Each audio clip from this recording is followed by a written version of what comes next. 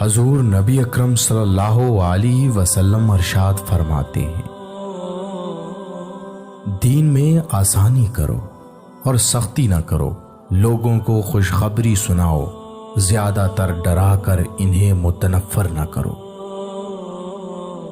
حضرت اسماء رضی اللہ تعالی عنہا فرماتی ہیں کہ نبی کریم صلی اللہ علیہ وسلم نے مجھ سے یہ ارشاد فرمایا، صدقہ و خیرات کو مت روکنا ورنہ تمہارا رزق بھی روک دیا جائے گا۔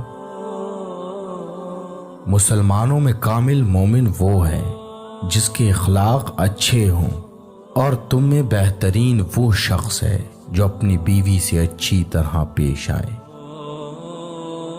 تم اپنے مسلمان بھائی سے جھگڑا مت کرو اور نہ اس سے ایسا مذاق کرو جو جھگڑے کا سبب بنے، اور نہ اس سے ایسا وعدہ کرو جس کو تم پورا نہ کر سکو۔